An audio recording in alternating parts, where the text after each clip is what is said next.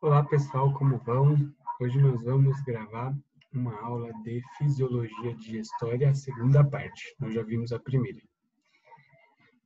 Na primeira parte, nós vimos toda a estrutura anatômica, né, dos órgãos digestórios, algumas características principais, e hoje nós vamos ver alguns detalhes da regulação e também da absorção.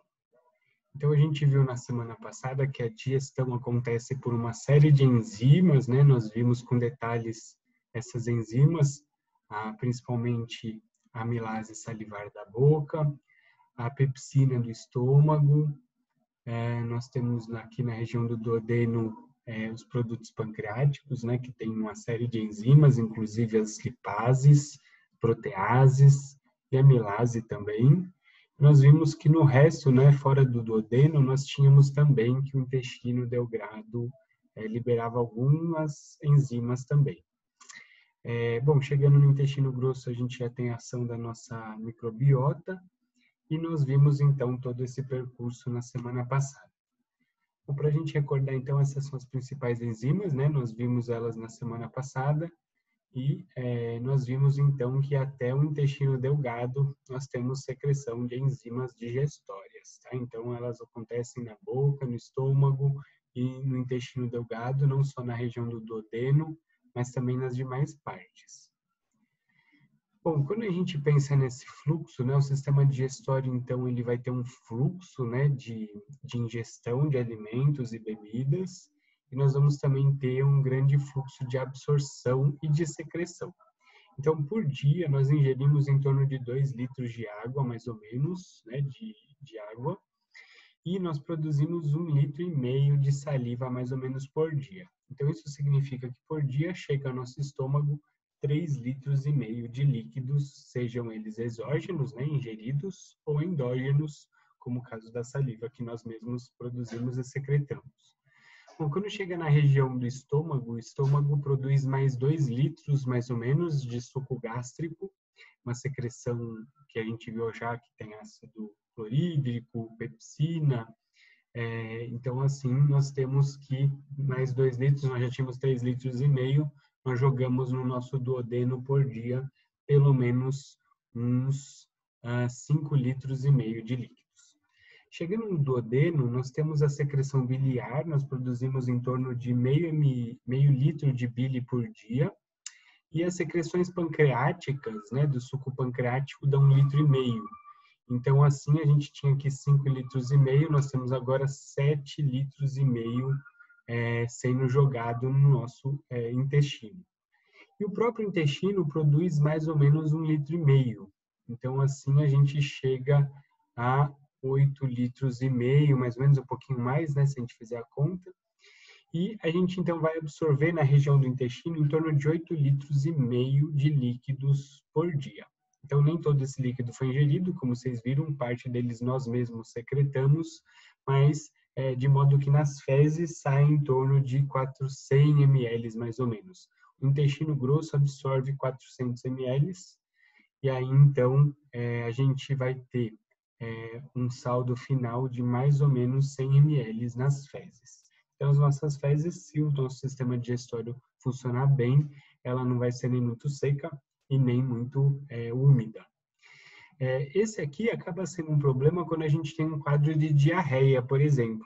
Então, a gente tem um grande potencial de perder água e desidratar pelo sistema digestório. Por isso que as diarreias não podem durar muito tempo, não pode ficar vários dias com diarreia. No caso das crianças e nos idosos, essa desidratação pode ser mais grave. Então, assim, nós precisamos tomar todos os cuidados aí para não ter uma perda excessiva, né, de líquidos aqui pelas fezes. Bom, quando a gente tem algum problema, então, nosso sistema digestório ele vai ter algumas precauções, né? Então, algumas substâncias são tóxicas, se elas têm um gosto ruim, a gente acaba não ingerindo elas, ou a gente pode sentir sintomas de ânsia e vômito. Então, esses aí geralmente acontecem com infecções, mas as ânsias podem acontecer sem motivo. Então, questões psicológicas, por exemplo, você pode ter certa aversão de algum alimento. Você comeu um alimento, adorou, mas quando você termina ele, você vê que no fim dele tinha uma baratinha, por exemplo. Então, assim, você pode sentir ânsia e vomitar, às vezes sem nenhum motivo. As ânsias e os vômitos também são comuns na gravidez, né? A gravidez é porque o feto, o pequeno alien, começa a crescer dentro do útero, e aí vai aumentando, né, a pressão interna ali da cavidade abdominal, e o estômago acaba sentindo essa pressão maior e também dá sintoma de ânsia. Então, assim, a ânsia todo mundo já sentiu, a gente sente esses refluxos, né, esses impulsos, é uma peristalse reversa. Então, o nosso jejum, ele também começa a fazer um refluxo para a gente voltar ao alimento.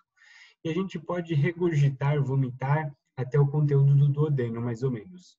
Então, a gente geralmente vomita o conteúdo estomacal, mas se a vômito for constante, muito permanente e mais intenso, a gente acaba também vomitando o conteúdo do duodeno. Então, por isso que até a bile pode sair pelo vômito, né? Então, a gente vai falar mais sobre a bile daqui a pouco. Então, esses são reflexos, tá? E eles podem ser ativados por questões psicológicas ou por questões de alguma intoxicação, algum alimento que está fazendo algum mal ali, é um sinal de alerta, é um mecanismo de defesa para a gente evitar infecções alimentares. Bom, alguns hormônios vão controlar o sistema digestório. Então, a gente tem alguns hormônios que vão orquestrar, né, e fazer o sistema digestório funcionar no ritmo adequado. Então, quando nós pensamos em comer, nós ativamos mecanismos de salivação e nós produzimos a saliva. Quando nós estamos mastigando, nosso estômago começa a se preparar para receber alimento e produzir suco gástrico, né? E aí, quando a gente começa a engolir o alimento, ele chegar no estômago, surge o nosso primeiro hormônio aí do sistema digestório, que é a gastrina. Então, a gastrina vai ser produzida pelo estômago quando o alimento começa a chegar nele. Ele começa a se encher, ele produz gastrina. A gastrina, ela vai aumentar a atividade do estômago, fazer o estômago produzir mais ácido clorídrico naquela hora, mais pepsinogênio, e ele começa a fazer o estômago fazer os seus movimentos peristálticos, né? O estômago não mastiga, mas ele também tem movimentos peristálticos. Então, assim, a gastrina atua no próprio estômago. Tá? Tem megagastrina que a gente vai ver mais para frente que estão relacionados com a saciedade. Então, quando a gente começa a encher o nosso estômago, a gastrina cai na circulação e o hipotálamo começa a receber esse sinal. O estômago está enchendo, ele vai começando a desativar os mecanismos de fome, né? A grelina, ela também é produzida pelo estômago, ela está mais relacionada ainda com a saciedade do que a gastrina. E ela é o contrário. Quando o estômago está vazio por muito tempo, começa a liberar grelina.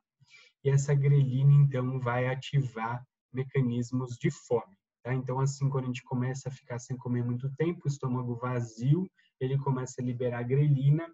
E esse é um dos mecanismos de aferência para informar o hipotálamo da nossa condição de alimentado ou em jejum, né? Então, outro hormônio que vai aparecer agora para a gente, já saindo do estômago, né? Então, quando ocorre o esvaziamento estomacal, e esse alimento que é ácido no estômago vai chegando no duodeno, o duodeno, então, percebe essa mudança de pH, e o duodeno também percebe a chegada de gorduras, tá? Que não foram ainda emulsificadas, né? Elas lá no estômago, elas só estavam acidificadas, e aí o duodeno produz a secretina. Bom, a secretina, ela vai atuar no estômago, diminuindo a motilidade do estômago. Então, isso significa que se o alimento já passou pelo estômago, o estômago é como uma fornalha de ácido, ele não precisa ficar ligado o tempo todo. Então, como ele já está chegando o alimento no duodeno, a gente começa a desligar o estômago para diminuir o ritmo da produção de ácidos e de enzimas estomacais. Ele também vai diminuir um pouquinho o ritmo de motilidade estomacal, para o estômago ir fazendo o esvaziamento estomacal mais lento, como a gente já viu. E ele vai estimular o pâncreas liberar bicarbonato para neutralizar o alimento que está chegando ácido, né? Então a gente chama isso de quimoácido. Esse quimoácido, então, ele vai ser neutralizado com bicarbonato que vem no suco pancreático. E o suco pancreático vem cheio de enzimas também. Então, a secretina, ela estimula o pâncreas a liberar suas enzimas também. Bom, o duodeno também vai produzir outra enzima, que é a colecistocinina. Ela também é produzida pelo duodeno, quando ela percebe a presença de gorduras, de proteínas, e ela vai estimular principalmente a bile, né? Então, nesse momento, a gente vai controlar, né, a emulsificação de gorduras. Então, quanto mais gordura tem, mais colecistocinina, mais bile vem, né, para o duodeno. E ele vai estimular também a secreção de gorduras nas lipases do pâncreas. Tá? Então, a colecistocinina ela vai regular aí a produção de gordura, a digestão de gordura. Né? Então, se você comeu mais gordura, a gente vai produzir mais colecistocinina, vai liberar mais enzima e mais emulsificante que a bile. Então, assim, a gente consegue ajustar, né, a secreção pancreática de acordo com o conteúdo da alimentação. Tá? Outra proteína que aparece aqui, né, outro hormônio, né, uma proteína com função de hormônio, é chamada de proteína gástrica inibitória, é a GIP, tá? Então o nome dela a sigla dela é GIP. Ela é produzida também no duodeno, e ela vai desligar, então, o estômago, porque se a gente já está tendo esvaziamento estomacal, já está chegando quantidades suficientes ali de nutrientes, a gente começa, então, no duodeno, mais uma enzima que atua aí, inibindo e desligando o estômago, que estava superativo até agora. E outra enzima que aparece aqui, que vai ser importante, vai ser o peptídeo intestinal vasoativo, o VIP. Esse peptídeo ele vai aumentar o fluxo sanguíneo na região do mesentério para aumentar a absorção. Então, a gente está acabando o processo de digestão aqui e a gente vai ligar, então, a próxima etapa, que é a absorção. Então, essa é uma característica do sistema digestório. Uma etapa desliga a anterior e liga a próxima. Tá? Então, a gente já está nos preparando aí para a absorção. Então, o VIP ele vai dilatar, né, a circulação, os vasos sanguíneos aí da região do intestino, que é o mesentério, né? E ela vai, então, permitir uma maior passagem de sangue para ter maior absorção. A gente está regulando, então, o momento da absorção com maior fluxo sanguíneo. Isso é interessante, né, para otimizar o processo. Bom, ainda voltando para a região do duodeno, nós temos lá o fígado, né? Então, o fígado, ele é esse órgão fantástico, gente. O fígado é de uma generosidade, de uma competência. Os hepatócitos são células altamente sofisticadas. Elas são capazes aí de metabolizar todos os tipos de macromoléculas, tá? Então, ela é capaz de metabolizar aminoácidos, lipídios, carboidratos, até toxinas, né? Sejam elas benéficas ou não, nenhum remédio ou uma toxina qualquer, o fígado acaba, então, aliviando, né? Metabolizando esses produtos e tirando da nossa circulação. O fígado ele armazena várias substâncias, né? Por isso que nutricionalmente ele é tão nutritivo, porque ele é armazenamento de glicogênio, que é glicose, né? Condensada, de várias vitaminas, de ferro, tá? Então, assim, o fígado é super nutritivo. E o fígado ele é capaz de fazer síntese também de várias substâncias, ele está envolvido aí com várias funções metabólicas importantes. Então, assim, o fígado é uma glândula que não produz só bile. Bile é só uma das partes da função do fígado. Tá? O fígado é um órgão super importante, então, assim, ele acaba sendo até um órgão vital. E aí, quando o fígado adoece, nós temos dois grupos de doenças do fígado. Quando o hepatócito, que é aquela célula fantástica, super competente, super cheia de metabolismos, ela adoece. Isso é chamado de uma doença hepatocelular. Ou quando entope o fluxo da bile. Tá? Então, aqueles ductos biliares que nós temos aqui, ó, então a bile é produzida no fígado, é armazenada na vesícula, e aí tem esses ductos biliares que fluem até o duodeno. Se eles se entupirem, é um grupo de doenças que são chamadas obstrutivas ou colestáticas. Tá? Então, o fígado é dividido, quando ele adoece, nesses dois grandes grupos de doenças. Bom, a bile é esse líquido esverdeado, tá? Ela tem aí um pH bem alcalino, a função dela é neutralizar, né, o ácido, E tudo que é muito ácido ou muito alcalino queima, né? Então, eu estava falando para vocês que se a gente ficar vomitando muito, a bile acaba saindo. Quem já vomitou bile não esquece, jamais, porque tem um gosto forte. Era um dia que estava passando muito mal. Era um dia assim que essa bile, quando saiu marcando presença. Então, assim, quem conhece sabe do que eu estou falando. Quem não conhece, infelizmente, provavelmente um dia ainda irá conhecer. Então, a bile é esse líquido verdinho, meio amarelado também, né? Ele é super, super, então, gosto forte. A função dele principal é emulsificar gordura, tá? A bile, ela é um líquido complexo, tá? Ela tem ali sais biliares, que vem do metabolismo do colesterol, tá? Então, é uma forma da gente jogar o colesterol para fora. Ela libera o próprio colesterol também.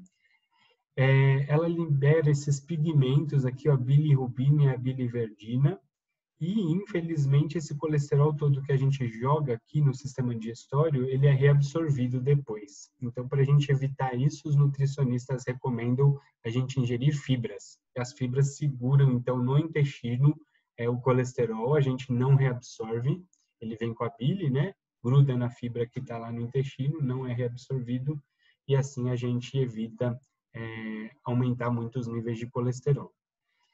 Então, essa bile, ela vai ter, assim, várias, então, substâncias orgânicas e inorgânicas, tá? Então, ela é, assim, realmente um líquido complexo, tá? Então, ele é um emulsificante, ele é produzido aí à base de algumas vias metabólicas, tá? Então, uma das vias importantes é a produção da bilirrubina que dá cor para a bile, tá? Então, a bilirrubina funciona assim. Nós temos no nosso sangue um exército de hemácias. Metade do volume do nosso sangue é de hemácias. Essas hemácias vivem em torno de 3 meses.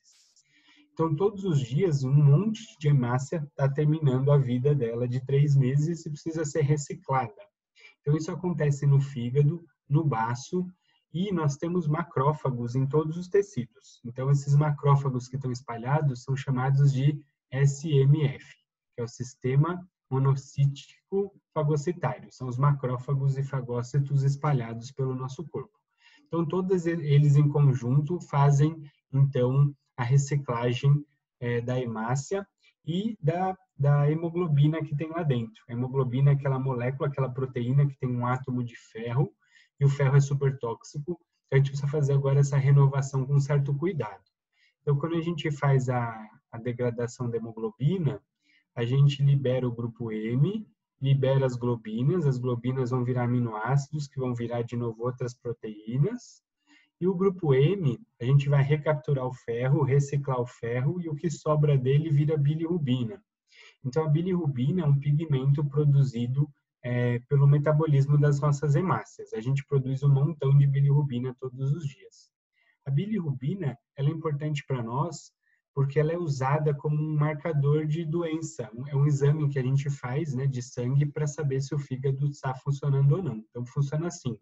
Circula no nosso corpo um tanto de bilirrubina que foi produzida pelo baço, pelo fígado, pelo sistema monocítico, e ele vai, então, circular na forma desconjugada. Quando chega no fígado, o fígado conjuga ele. Conjugar é grudar, né, partes na molécula. Então, ele gruda alguma coisa nessa molécula de bilirrubina e ele vai jogar, então, ela pela bile.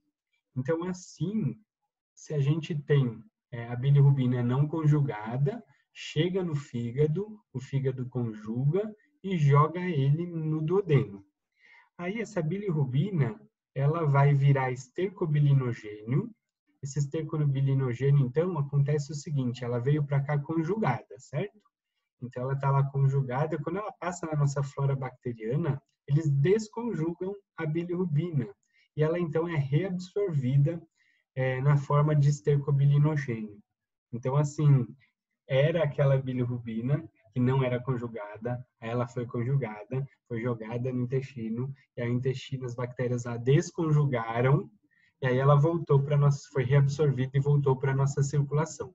Então, quando ela volta não conjugada aqui para o fígado conjuga ela e transforma ela em urobilinogênio. E esse urobilinogênio é, então, eliminado pela urina. Isso aqui dá cor amarela para a urina. Tá? O estercobilinogênio dá cor escura para as fezes. Então, quando a gente tem um problema de fígado, o que acontece? A gente acaba eliminando pelo rim o esterco bilinogênio.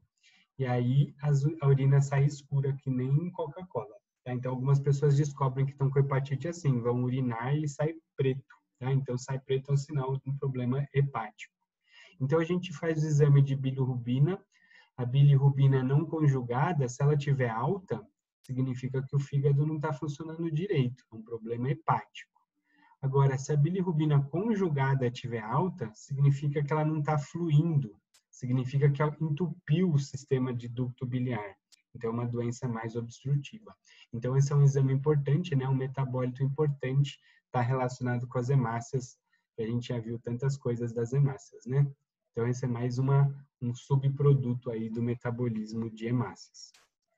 Bom, no caso digestório, a função principal é emulsificar, né? Então, a gordura, os nossos sucos são aquosos, o alimento é aquoso, então a gordura, ela não mistura muito com o conteúdo ali do sistema digestório, né? Que está ali na luz, o alimento, o quimo que virou depois das secreções. Então, quando a gente joga a bile e os sais biliares, eles emulsificam e transformam essa gotona de gordura em gotículas de gordura. Isso dá mais acesso para as enzimas e otimiza, então, a questão da digestão dos lipídios. Então, assim, outro problema que pode acontecer aí nessa emulsificação, que é muito comum, né, são cálculos biliares. É quando a gente forma, então, esse bile, como tem muitas substâncias diferentes, pode formar cristais. Esses cristais podem virar pedrinhas e essas pedrinhas podem entupir. Então, isso causa aí um certo prejuízo na digestão e causa dor em alguns casos. Então, em alguns casos, a gente vai precisar retirar essa vesícula, e a pessoa fica sem vesícula. Daí ela passa, então, a produzir a bile e a bile cai direto no duodeno. Tá? Então, assim, não tem mais esse controle de liberação, vai prejudicar um pouquinho a digestão e absorção de gorduras dessas pessoas, mas ainda digere. Então, o que acontece é que se as pessoas comerem mais gordura, as fezes ficam muito gordurosas e isso tem um efeito laxativo. Tá? Então, assim, se ela comer muita gordura, ela acaba soltando o intestino. Mas essas pessoas sem vesícula vivem normalmente, tá? Então, assim, a gente tira a vesícula porque se ela entupir o pâncreas, a gente viu aqui, ó, que os ductos são incomum, aí é bem grave, tá? Porque o pâncreas tem enzimas digestórias. Então, assim, para evitar um mal maior, é uma cirurgia que é programada, não é de emergência, mas se tiver muitas pedras na vesícula, vai precisar retirar. Bom, chegando na região do pâncreas, então, nós temos aqui o nosso pâncreas liberando suco pancreático. O suco pancreático vai ter esse monte de enzimas que a gente já viu, e mais bicarbonato, para ajudar a neutralizar, né, o ácido que veio do estômago. Então, aqui, ó, logo depois do estômago, a gente já neutraliza o quimoácido, e aí, então, a gente tem pH aqui em torno de acima de 7, pH mais básico, tá? Não muito básico, mas já mais básico. Bom, o pâncreas, então, ele vai produzir suco pancreático, ele também tem características hormonais, que nós vamos ver mais para frente, tá? Ele também produz insulina e o glucagon, e o pâncreas, então, produz esse fluido que é aquoso, incolor, ele é um pouco alcalino pela concentração de bicarbonato, e enzimas, muitas enzimas, o pâncreas, então, é capaz de digerir carboidrato, proteínas e gorduras, e também ácidos nucleicos. Então, assim, o pâncreas tem esse papel de enzimas poderosas, tá? E se ele for obstruído, ele começa a se autodigerir, que é bem grave, tá? Então, o pâncreas, como tem essas enzimas todas, na região do duodeno, quando ele joga o suco pancreático, é a região de maior digestão, né? Então, nós temos 50% da digestão de carboidratos. Uma parte já foi na boca e uma parte vai ser no resto do intestino. 50% da digestão de proteínas, porque a outra metade foi no estômago. E 90% da digestão de gordura, já que alguns autores dizem que existe lipases em outras partes do sistema digestório. Tá? Então, não é um consenso entre todos os autores, mas alguns dizem que existe uma lipase lingual, uma lipase gástrica. Tá? Bom, independente dela existir ou não, o duodeno é a principal região de digestão de gorduras. Bom, se a gente entope, então, a região do duodeno, a gente pode ter um quadro de pancreatite, que esse suco pancreático começa a não fluir, ele começa a se ativar dentro do pâncreas. E isso é bem grave, né? Tem que tratar imediatamente, já que senão o pâncreas vai se autodigerir. Então, a pancreatite aguda é uma situação clínica aí bastante emergencial, né? O indivíduo precisa parar de comer imediatamente e vai ficar sem se alimentar até voltar a desinflamar e fluir o pâncreas, porque como ele se ativa com a alimentação, se a gente para de comer, alivia bastante o quadro inflamatório. Bom, quando a gente chega então na região do intestino delgado, a gente vai ter as microvilosidades, tá? Então essas células se chamam enterócitos, que são as células do intestino, e ela tem essas microvilosidades, que são cheias de vasos sanguíneos. Isso ajuda, então, a gente otimizar a absorção que vai começar a acontecer agora. Bom, falando agora da absorção, né, vamos ver mais alguns detalhes, né? Então, a gente vai ter, para começar a falar dos carboidratos.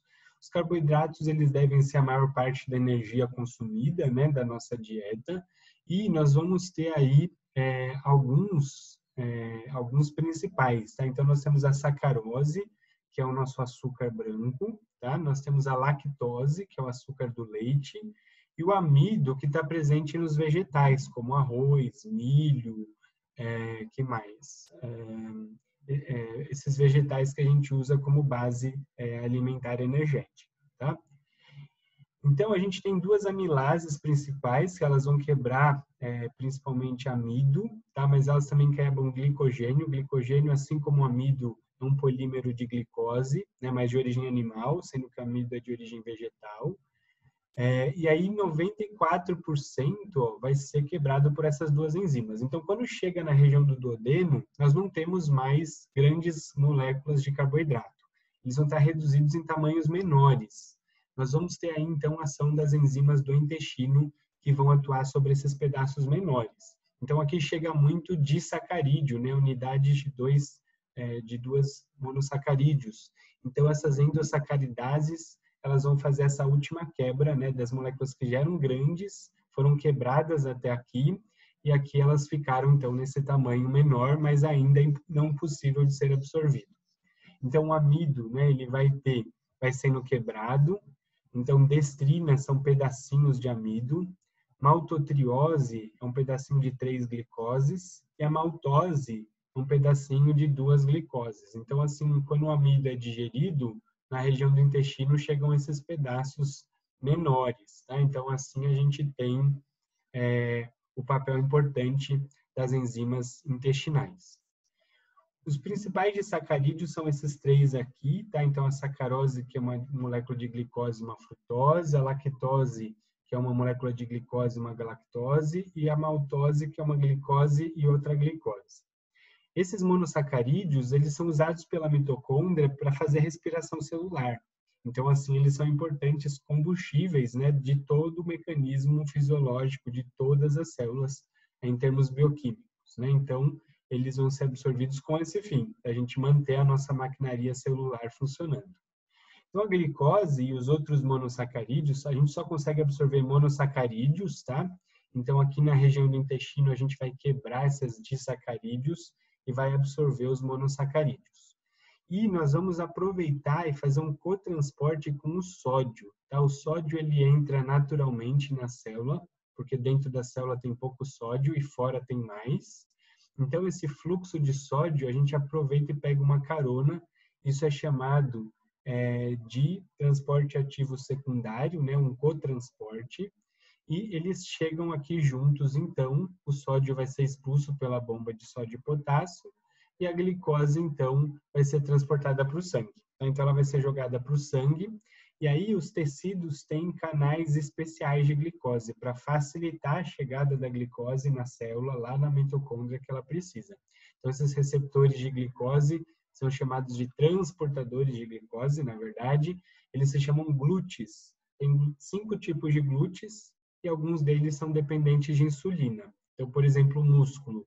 A glicose só entra no músculo quando tem insulina circulando no corpo. A insulina abre o glúteo que tem ali no músculo e permite a entrada. No resto do tempo, o músculo não é capaz de pegar glicose do sangue.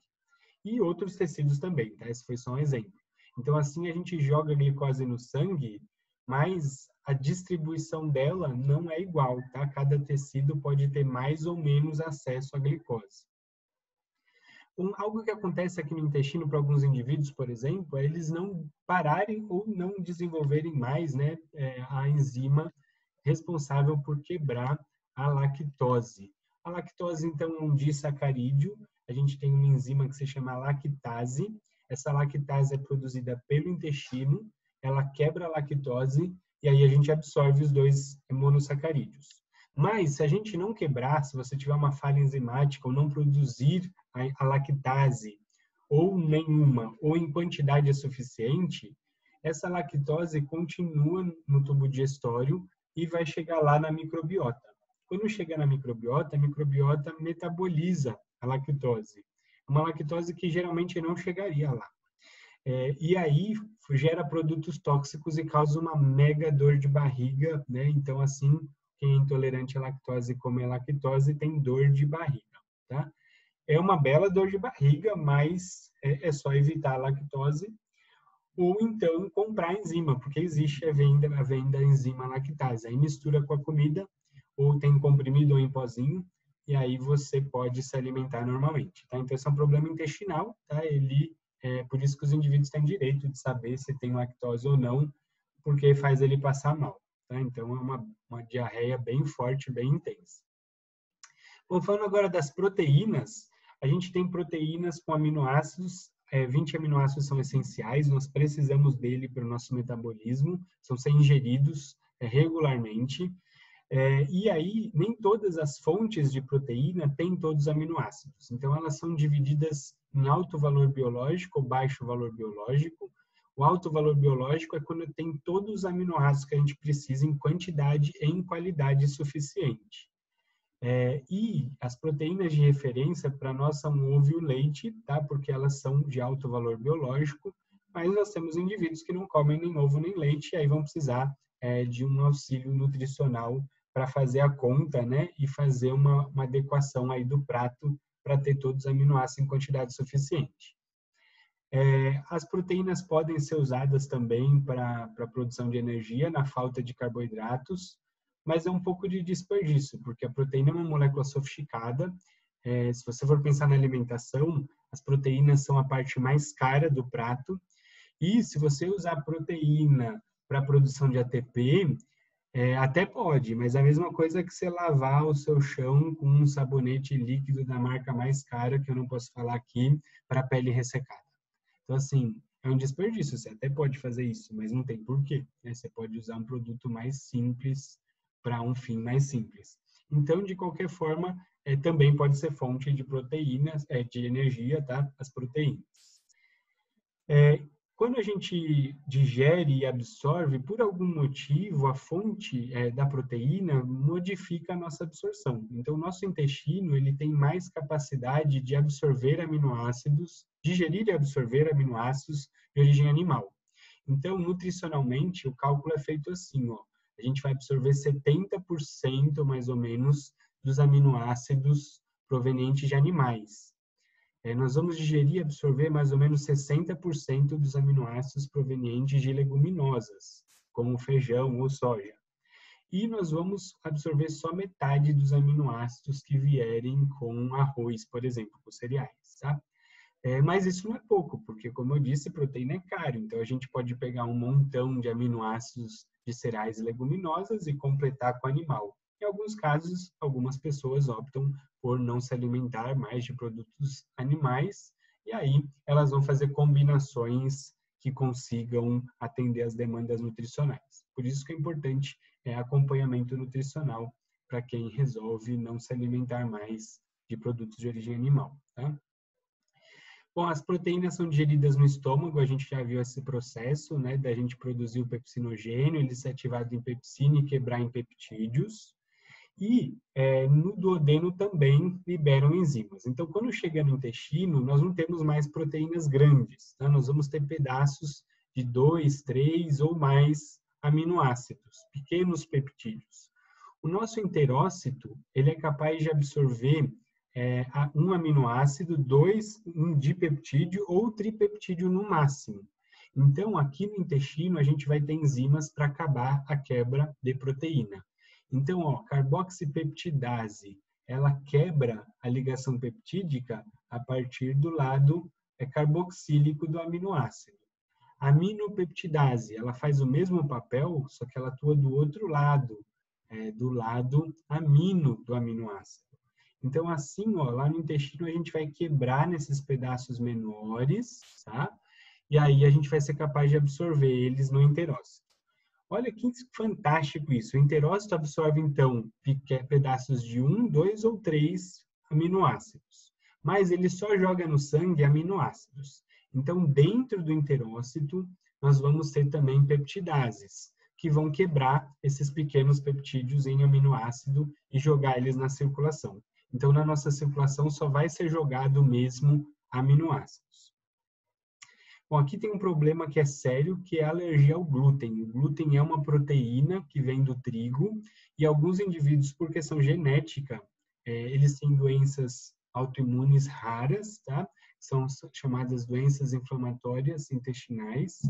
E essas doenças, quando ele come glúten para essas pessoas, causa uma alergia, uma reação ali inflamatória que pode até desmanchar o intestino. Então, é muito grave.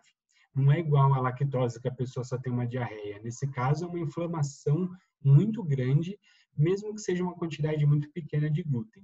Por isso que os rótulos em todo o mundo alertam, né? Porque eles não são muitas pessoas que têm essa doença, mas essas pessoas têm direito de se alimentar com segurança e ter direito à informação, né?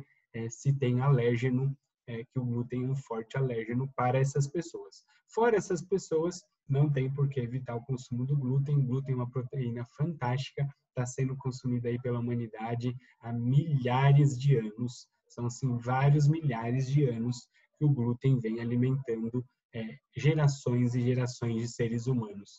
Então, não falemos mais do glúten, valorizemos o glúten, é uma proteína fantástica e vamos só avisar os celíacos que os nossos pratos, quando tem glúten, eles não podem consumir, tá bem?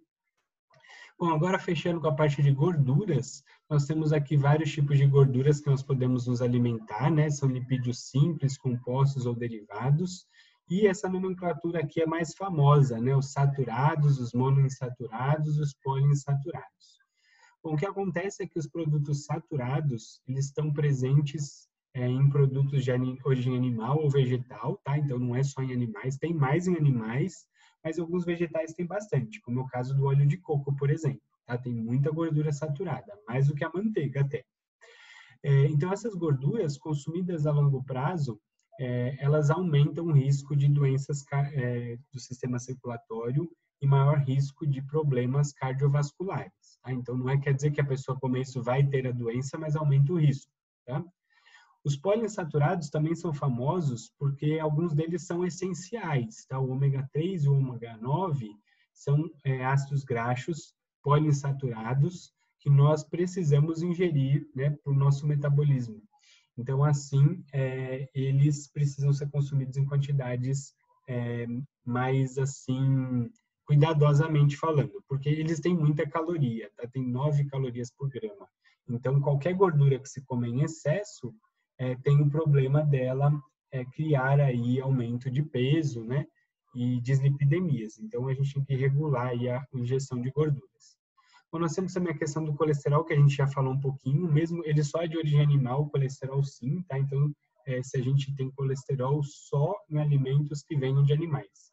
Mas isso não quer dizer que um vegano, por exemplo, que não coma nenhum produto de origem animal, não vai ter colesterol, porque como a gente já viu, o próprio fígado produz, tá? Então, isso é uma questão familiar, tá? Tem famílias que têm colesterol mais alto ou mais baixo, a alimentação influencia sim, mas ela não é o mais determinante, tá? Tanto é que um vegano pode não comer nada de colesterol e ainda ter colesterol alto e precisar tratar, tá? Então, a gente vai ver qual que é o problema do colesterol. Bom, as gorduras, elas precisam ser emulsificadas, tá? Então, quando a gente está aqui na região do intestino, a gente vai jogar a bile com os emulsificantes e as lipases, e a gente vai quebrar, então, o triacilglicerol tem 3 ácidos graxos, ele vai ser quebrado, e a gente vai formar essas micelas. Tem umas figuras mais legais aqui, ó. Então, a gente tem aqui a gordura, na região do duodeno, ela vai ser emulsificada com a bile, e nós vamos jogar aqui as lipases que vão quebrar e vão formar essas pequenas micelas. Essas micelas são como se fossem vesículas, porque elas vão emulsificar, né? A gordura não dissolve nos conteúdos aquosos, né? Então, a gente forma essa estrutura aqui, e transporte de gordura vai ser um pouco difícil no nosso organismo, já que a gordura não é solúvel no nosso organismo, tá? Então, a gente vai ter que ter alguns mecanismos para isso. O primeiro mecanismo é esse, emulsificar e formar micelas. Essas micelas são facilmente absorvidas pelo enterócito e vão ser jogadas, então, na nossa circulação sanguínea, mas não na forma de micela mais.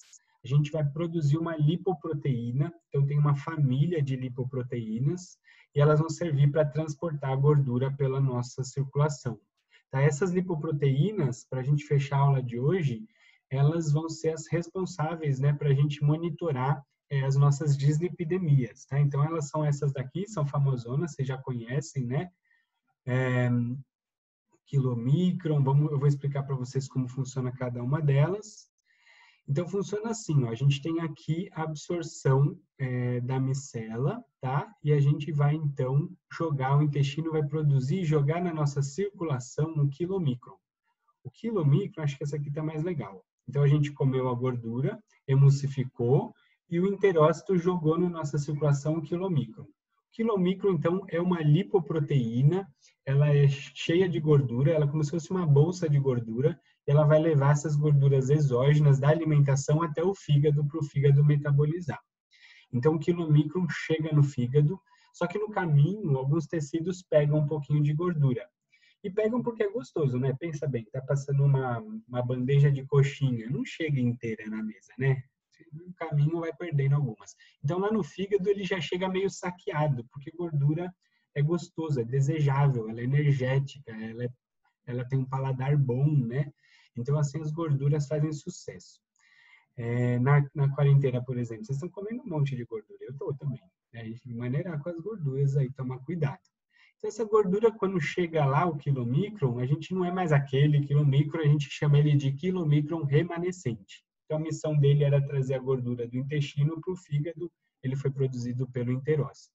Chegou no fígado, o fígado vai metabolizar essas gorduras e vai, então, jogar todos os tecidos precisam de gordura, tá? De colesterol e de outras gorduras. Então, o fígado vai jogar essas gorduras na circulação para atender a própria demanda dos tecidos. E a primeira molécula que ele manda é chamada de VLDL, que é a lipoproteína de alta densidade, de densidade muito alta. Essa é a sigla em inglês, tá? Por isso que é VLDL. Aí, esse VLDL tem o objetivo de distribuir gordura para todos os tecidos. Então, conforme ele vai distribuindo, ele vai esvaziando, e quando ele diminui de tamanho, a densidade aumenta. Então, ele muda de nome. Ele vai se chamar, então, LDL. O LDL tem essa missão de trazer as gorduras metabólicas do fígado até todos os tecidos. Então, o LDL sai distribuindo gordura para todos os tecidos. Aí, o que acontece? Ele leva triacilglicerol, ácidos graxos e leva também colesterol.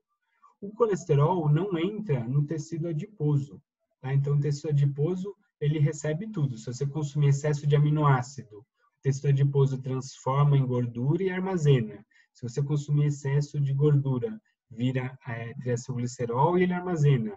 Se você consumir excesso de carboidrato, ele transforma em gordura e armazena. Mas o colesterol não entra no tecido adiposo. Então, ele vira um sem-teto. Ele começa a se acumular nos vasos sanguíneos, tá? E aí, o fígado e o intestino produzem, então, o HDL. O HDL é outra lipoproteína que ele vai passar recolhendo o excesso de colesterol que tem nos vasos sanguíneos e levando para o fígado. O fígado metaboliza ele e transforma ele em bile, ácidos biliares, e joga na bile no intestino. Quando não cai no intestino, a gente reabsorve.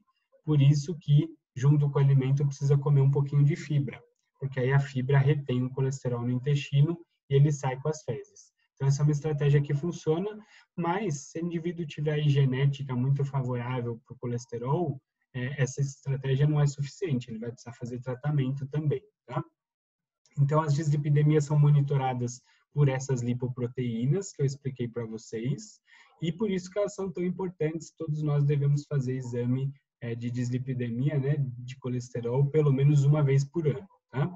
Esse aqui é o resultado do exame, como sai, né, sai colesterol total, o LDL, o HDL e triacilglicerol, e aqui, ó, como a gente viu, são valores desejáveis. Não quer dizer que se você está com colesterol alto, você vai ter problema, mas o risco é maior. Então, como nós queremos envelhecer bem, o nosso sistema vascular bem preservado, cuidar do colesterol é um mecanismo importante aí de prevenção de problemas lá na frente futuros, tá? Então, quando passa de certo nível o colesterol, quando ele passa de 240, a pessoa já tem um risco muito grande de ter problemas aí cardiovasculares, como, por exemplo, uma aterosclerose, infarto, AVC, pressão alta e outros problemas. Então, assim como o risco é muito grande, precisa começar a tratar, existem remédios aí que vão reduzir os níveis de colesterol, tá? Bom, então assim a gente finaliza o nosso sistema digestório, espero que vocês tenham gostado, se encantado, espero vê-los em breve, e qualquer dúvida vocês me escrevam lá pelo Teams. Tá, pessoal? Boa semana para vocês e até semana que vem.